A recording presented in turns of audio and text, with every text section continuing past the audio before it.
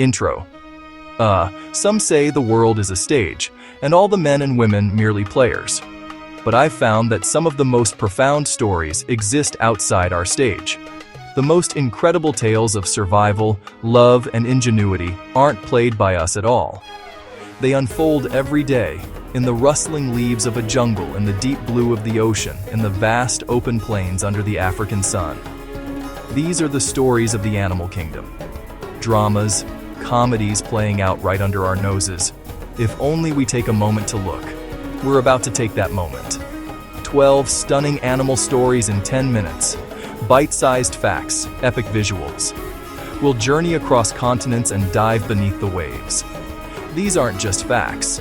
They are glimpses into lives as complex and meaningful as our own. It's a world of silent communication, incredible strength, and unbreakable bonds. Our journey begins where the earth is ancient, and the bonds are even older. We travel to the sun-scorched plains of Africa, where giants roam with memories that span generations. Here among the acacia trees, the story of the African elephant begins. A story not just of size, but of soul. A story of family, of loss. Every member of the herd is a chapter in a living history book. A story passed down through generations. Not in words, but in rumbles and in touches. These magnificent creatures communicate in ways we are only just beginning to comprehend. They use low-frequency sounds, vibrations that travel through the very ground they walk on, carrying messages for miles.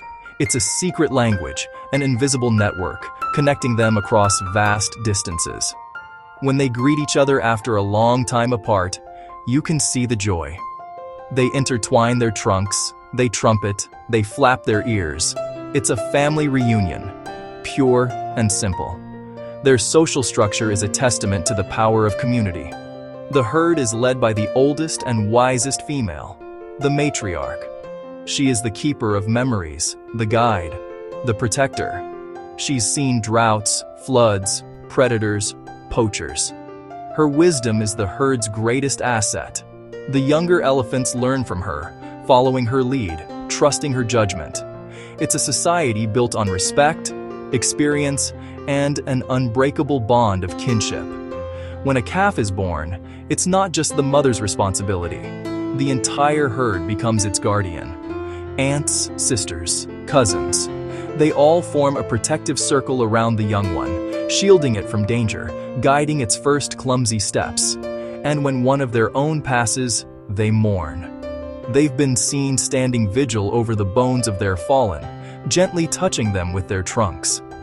It's a solemn ritual, a quiet acknowledgement that a life has passed, but the memory, the story, will endure. Up there, in the boundless blue, patrols a master of speed and precision, the peregrine falcon.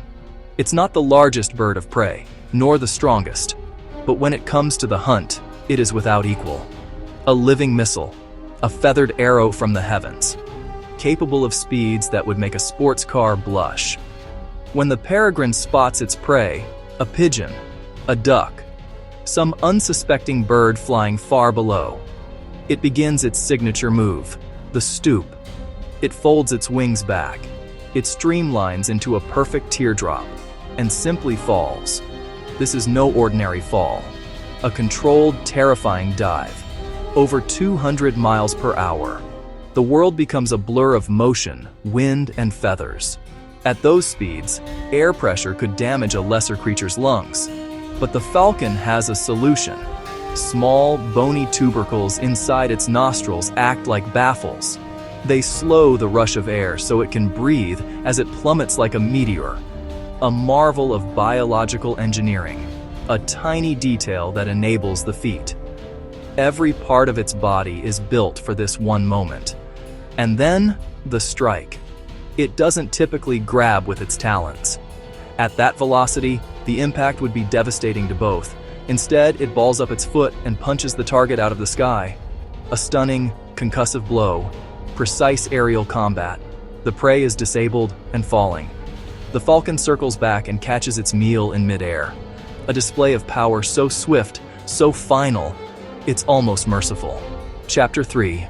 We leave the open skies and descend into the dense, humid embrace of the jungle. Dappled light and deep shadow play tricks on the eyes. It's a world of secrets. Its greatest secret, a phantom predator, the Bengal tiger. It walks on padded feet, a ghost in the undergrowth. Slow, silent step. The forest seems to hold its breath. Its coat is not just for show. Those iconic black stripes on a field of orange are the perfect camouflage. In dappled sunlight, the tiger dissolves into long grass and shifting shadows. Becoming part of the landscape, an animal can look directly at a waiting tiger and see only jungle until the final second. Now we trade the jungle's shadows for the ocean's deep, mysterious blue. Here, in this vast, liquid world, lives a creature of immense size and improbable grace. The humpback whale, a behemoth that can leap from the water as if it has wings, a composer whose songs echo across entire ocean basins. They are the troubadours of the deep.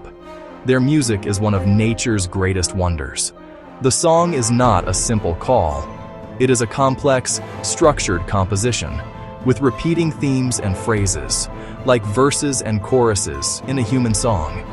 These songs can last for hours. They are sung only by the males. All the males in a single population will sing the same song. It's a cultural phenomenon, a hit single that evolves over time.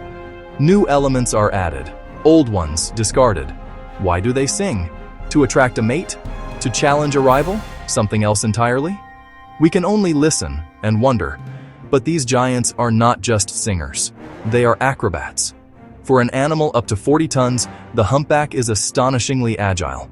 They breach, launching fully into the air. Mid-air arc in slow motion. Then a thunderous splash on re-entry. They slap the surface with long pectoral fins or with powerful tails. Is it communication, parasite removal, or play? The sheer joy of movement. Their bodies are a testament to their lifestyle. Those wing-like pectoral fins, up to a third of their body length, give incredible maneuverability. And then, bubble net feeding. A group swims in a shrinking circle, blowing bubbles beneath a school of fish. The rising bubbles form a net, trapping fish. The whales surge up, mouths wide open, engulfing the meal. A brilliant example of cooperative hunting. Teamwork and intelligence. We return to dry land, to a continent forged by sun and time. Australia, the outback, a vast red expanse where survival depends on efficiency. And nothing here is more efficient than the red kangaroo. It doesn't walk or run, it bounds. It flies across the landscape on two powerful legs, a living pogo stick that has perfected the art of motion. From the hottest continent, we journey to the coldest, Antarctica, a world of white, a landscape of brutal, unrelenting cold. And here, in the heart of the polar winter, a creature chooses to raise its family, the emperor penguin. While other creatures flee the advancing winter, the emperor penguins march inland, to their breeding colonies on the stable sea ice. They walk for days, to a place where they will court mate, lay a single, precious egg. She carefully transfers it to the feet of the male. Her energy reserves depleted, she begins the long journey back to the sea to feed. For the next 2 months, the father will stand alone. He just stands, huddled together with thousands of other fathers. They take turns on the windy outside of the huddle. When the chick finally hatches, the father feeds it a special secretion from his throat. He waits, listening for her unique call among the thousands, ready to reunite his new family. Chapter 7. We leave the ice for the warm, tropical waters. Beneath the gentle waves, the green sea turtle, a creature that carries its home on its back and an invisible map in its mind. Its life is an epic journey, all guided by an instinct as old as the tides. From the moment it hatches, its life is a race, dodging predators from land and air, drawn by an irresistible pull towards the sea.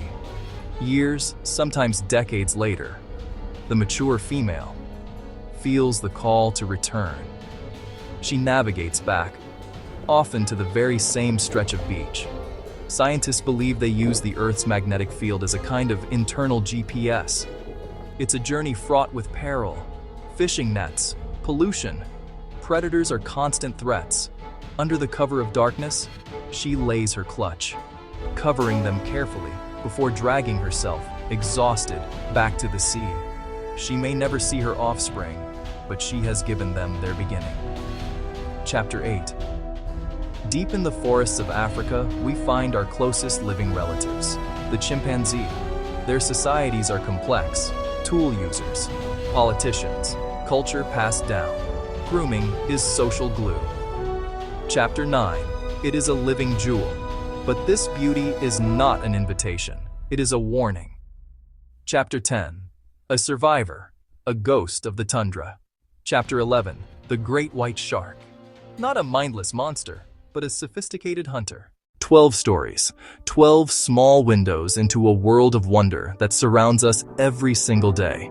From the memory of an elephant, the dance of a bee, we see that the animal kingdom is not just a collection of species, but a vast library of incredible tales.